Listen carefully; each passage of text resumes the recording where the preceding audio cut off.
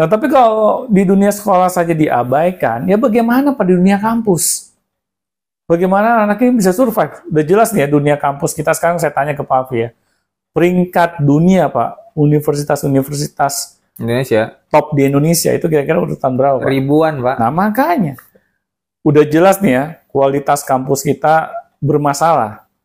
Ditambah lagi, pas di dunia sekolah, anak-anak kita ini, itu nggak digali potensinya Pak. Akhirnya banyak anak-anak kita yang salah jurusan, ya, yang akhirnya mereka nggak tergali lagi potensinya. Bayangin Pak ya, di dunia sekolah nggak tergali, di dunia kampus nggak tergali lagi. Jadi udah kayak benang kusut Pak, dunia pendidikan Indonesia. Jadi nggak heran Pak, yang namanya angka pengangguran terus bertambah.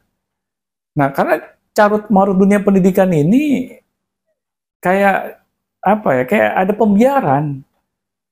Nah, jadi di sini Pak masalahnya, kalau saya lihat, makanya hal itu menjadi viral, banyak Gen Z yang dipecatin Pak oleh perusahaan-perusahaan, karena perusahaan-perusahaan juga nggak mau rugi Pak, menerima anak-anak yang sama sekali nggak bisa membantu mereka. Nah, jadi itu Pak masalahnya. Ya wajar sih, berarti kita juga tidak bisa menyalahkan perusahaan, karena kan loh, ya bangkrut dong perusahaan saya kalau dikelola sama SDM yang nggak bermutu kayak begini kan. Ya bisa tutup usaha saya kan ganti. Padahal pengusaha ataupun badan usaha itu pasti dibikin tujuan untuk mencari untung, kecuali badan sosial, itu beda cerita. Nah, berarti gini Pak, sekarang apa yang bisa dilakukan oleh sekolah atau lembaga pendidikan gitu? Ya atau ya Pak, pendidikan secara umum gitu ya. Berarti ini melibatkan semuanya gitu, nggak cuma sekolah mungkin ya. Tapi pembekalan apa yang diperlukan oleh anak-anak kita untuk mempersiapkan masa depan mereka sehingga mereka tidak menjadi SDM yang nggak berkualitas atau yang nggak punya skill itu gitu.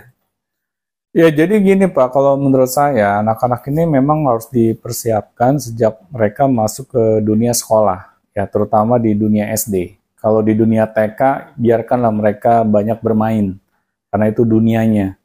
Tetapi ketika mereka sudah masuk ke dunia SD, mereka harus dimulai Pak untuk penggalian bakat dan minat. Apa sih potensi aslinya anak-anak kita ini?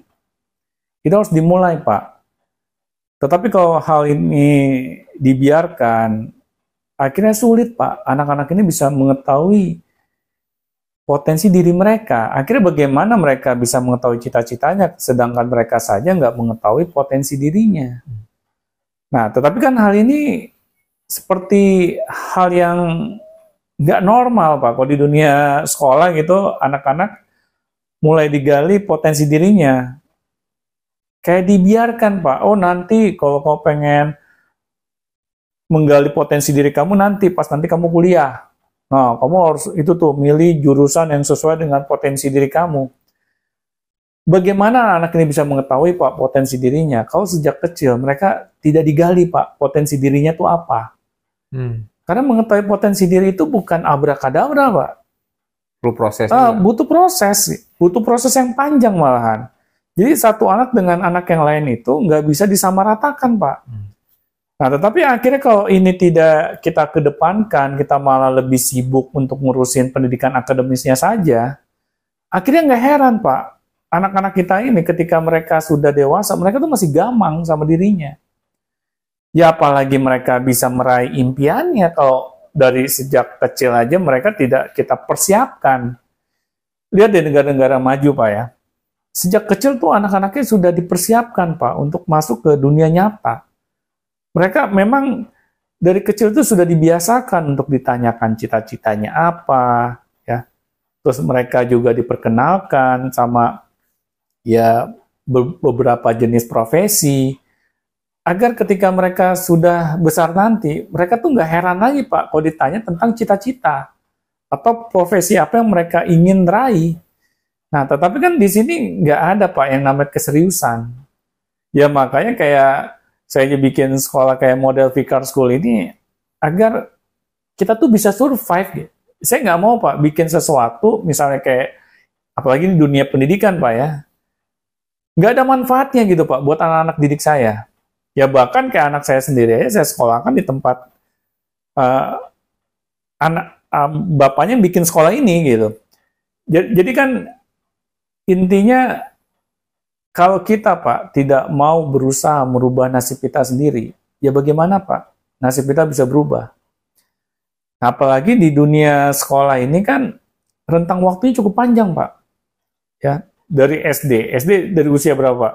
Biasanya rata-rata 7 tahun. 6 tahun, SD-nya aja 6 tahun. 6 tahun. SMP 3 tahun. 13, tambah lagi 3. 3 total 13 sampai 3 udah 16 tahun tuh sampai SMP. Enggak, dari SD kelas 1 tahun. Ya 9 tahun ya. Nah, ini kan rentang waktu yang cukup panjang, Pak. Ya. Tetapi kalau kita tidak persiapkan ya dengan serius, akhirnya 9 tahun ini jadi percuma, Pak. Tambah lagi SMA 3 tahun. Kenapa? SMA 3 tahun.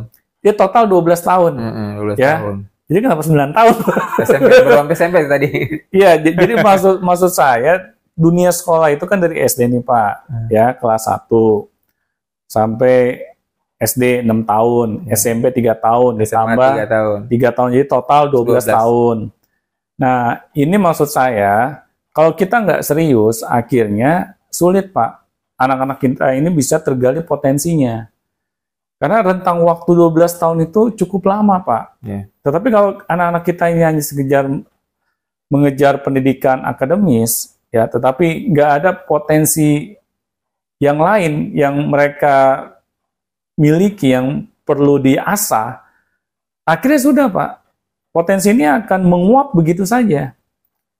Nah, jadi saya melihat bahwa saya nggak bisa diam begitu saja Pak dengan keadaan seperti ini.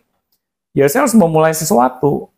Ya makanya ketika saya bikin sekolah ini, tujuan saya ya bagaimana nih potensi anak-anak ini bisa tergali. Saya nggak mau bikin sesuatu yang sia-sia Pak, karena dulu waktu zaman saya sekolah kan saya sudah merasakan Pak, sekolah itu nggak ada manfaatnya buat saya.